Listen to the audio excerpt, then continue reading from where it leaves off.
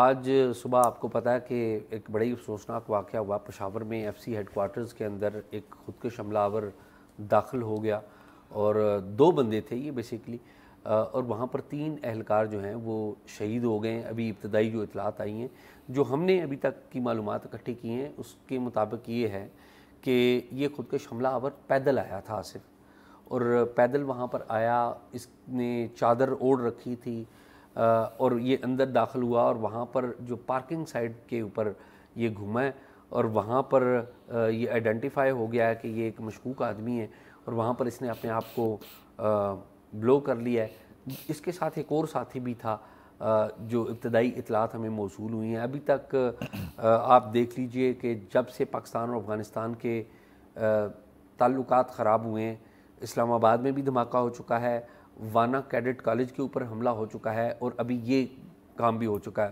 اور آج ہی کے دن آپ کو پتہ ہے کہ ایران کے نیشنل سیکیورٹی ایڈوائزر کے برابر کے ایک عہدیدار ہیں، وہ یہاں پر پہنچ رہے ہیں اور وہ پاکستان سے بات کریں گے کہ وہ افغانستان اور پاکستان کی کوئی صلح کرا دیں۔ میرا نہیں خیال کہ ایران کا اتنا زیادہ لیوریج ہے، میرا نہیں خیال، لیکن پھر بھی اگر وہ کہہ رہے ہیں تو ہو سکتا ہے ان کے پاس کوئی لیوریج ہو اگر وہ پاکستان میں آ رہے ہیں اور ان ایشوز کے اوپر بات کرنے۔ ایک تو یہ بڑی خبر ہے، اس کے اوپر آپ کی کوئی پوائنٹ آف ویو ہے تو بتائیں۔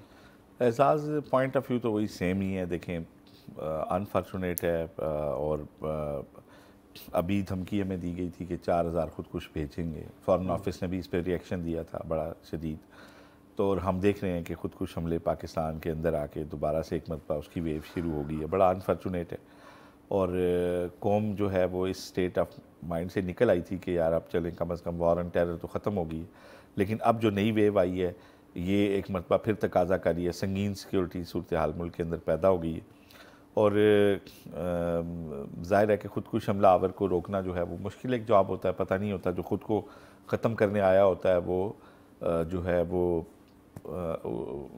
اس کو آئیڈینٹیفائی کرنے تک، سمجھنے تک دیر ہو چکی ہوتی ہے، وہ مشکل ہو جاتا ہے۔ تو خیر ایک تو سیکیورٹی کی صورتحال جو ہے وہ اس کو پورے ملک میں جو ہے وہ بڑا باریکی سے دیکھا جا رہا ہے۔ آپ کو پتہ ہے اسلام آباد میں گاڑیوں کے اوپر ٹیگ لگ رہے ہیں، باہر سے گاڑی نہیں آ سکے گی بغیر ٹیگ کے، اور اس طرح اور بڑے اقدامات لیے جا رہے ہیں، لیکن دیکھیں کہ بارڈر آج بھی ٹیررسٹ کراس کر رہے ہیں، اور پاکستان کے اندر بھی ان کے فیسیلیٹیٹرز جو ہیں وہ موجود ہیں۔ پاکستان کو سب سے پہلے اس ساری سچویشن میں جو ثبوت ہیں بین الاقوامی برادری کے سامنے رکھنا چاہیے۔ آج میں دیکھ رہا تھا کہ یورپی یونین نے بھی افغانستان سے مطالبہ کیا تھا کہ وہ پاکستان کے اندر جو ہے وہ مداخلت چھوڑ دے، تو یہ بالکل رائٹ وے ہے کہ پوری دنیا کو یہ سچویشن بتائی جائے اور انہیں بتایا جائے کہ اگر آپ یہ آج تماشا دیکھیں گے بیٹھ کے تو کل یہ آگ آپ کے گھروں تک بھی پہنچے گی۔ یہ ہماری پالیسی کا فیلئر ہے کہ جب یہاں انٹرنیشنل فورسز بیٹھی تھیں تو ہم گڈ اور بیڈ طالبان کی بحث میں تھے اور ہم کلیئر نہیں تھے، ٹھیک ہے، اور اب جب ہم نے خوشیاں منائیں اور طاقتیں تمہاری ہے کہ گیت گائے، طاقتیں تمہاری ہیں اور خدا ہمارا، ہم نے چائے پی جب امریکنز گئے، اور اس کے بعد 60% حملے ہمارے اوپر بڑھ چکے ہیں۔ تو یہ فیلئر ہے ہمارے پالیسی سازوں کی پالیسیوں کا، اور انہیں اب ایک ونس فار آل ایک پالیسی جو ہے وہ ترتیب دینی ہوگی جس کے اوپر اسٹرکٹلی سارے ادارے عمل کریں۔ ہم نے بات کی تھی کہ جنرل عاصم ملک سب سے سینئر ہیں، تو یہ بھی ہو سکتا ہے کہ چونکہ وہ سب سے سینئر ہے کہیں ان کو پروموٹ نہ کر دیا جائے۔ تو مجھے کسی بڑے ذمہ دار آدمی نے ایک بات بتائی ہے جو کہ آپ یہ کہہ لیں کہ جو ہمارے فیلڈ مارشل ہیں ان کے جو بعض قریبی ترین لوگوں میں اس بندے کا شمار ہوتا ہے۔ انہوں نے کہا یہ بھی تو ہو سکتا ہے کہ فوری طور پہ آپ تو یہ کہہ رہے ہیں کہ 27 نومبر کو پروموشن ہو جائے گی، تو انہوں نے کہا جی یار یہ بھی تو ہو سکتا ہے کہ ابھی پروموشن نہ ہو۔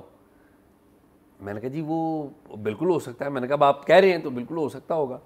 انہوں نے کہا جی ابھی اس کے اوپر کام ہوگا اور انتظار کیا جائے گا، اس سے پہلے نیچے بڑا ہوم ورک کرنا ہے، وہ ہوم ورک کیا جائے گا اور اس کے بعد اپائنٹمنٹس ہوں گی، اور ظاہر ہے یہ جب انتظار ہو رہا ہوگا اس دوران بھی تو بہت سارے لوگوں نے ریٹائر بھی تو ہونا ہے نا، تو کچھ لوگ ریٹائر بھی ہوں گے، تو اس کے بعد جب مناسب سمجھا جائے گا تو پھر پہلے ایک عہدے کے اوپر جو چیف آف جو اسٹریٹجک کمانڈ کا جو چیف ہے اس کو لگایا جائے گا، اور پھر دوسرے عہدے کے اوپر ایک وائس چیف کا عہدہ جو ہے جب ضرورت سمجھا جائے گا تو اس کے اوپر لگایا جائے گا۔ لیکن یہ چوائس کس کی ہے؟ یہ چوائس جو ہے چیف آف ڈیفنس فورسز کیا ہے، یعنی کہ field marshal general Asim Munir کیا ہے کہ وہ لگاتے ہیں، کب لگاتے ہیں، کس کو لگاتے ہیں، تو it goes very much with ہم. اور ڈی جی ایس آئی کے بارے میں بھی آپ کو پتا ہے کہ ظاہر عاصم ملک ہیں.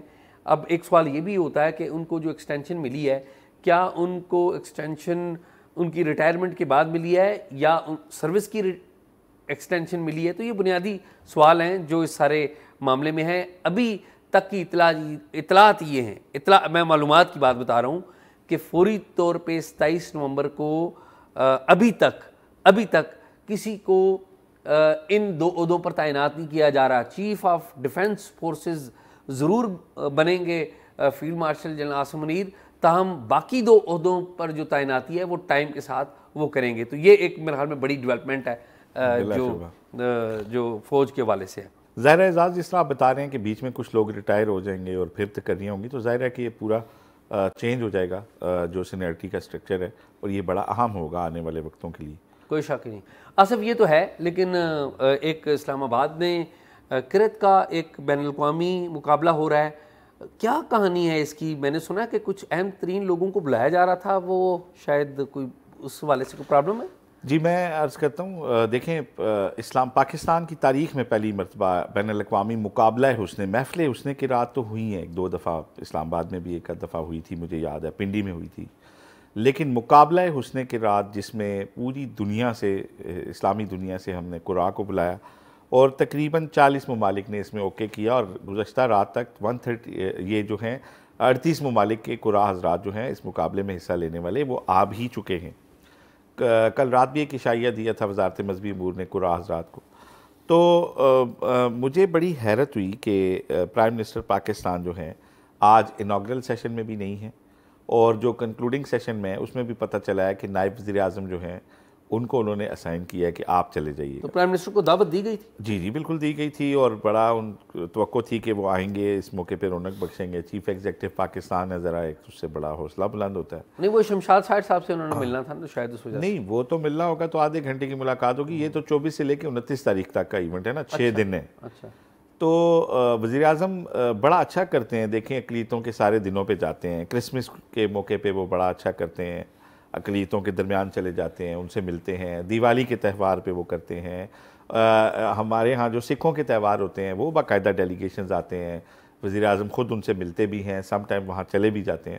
لیکن افسوس کی بات یہ ہے کہ پرائم منسٹر دوسرا لگاتار سال ہے، قومی سیرت کانفرنس میں بھی خیر حاضر تھے، ٹھیک ہے، چھٹی ہوتی ہے تو شاید لاہور چلے جاتے ہیں. مجھے ان کے مذہبی جذبات پہ بالکل کوئی اعتراض نہیں ہے، لیکن شاید تھوڑی سستی ہو جاتی ہے.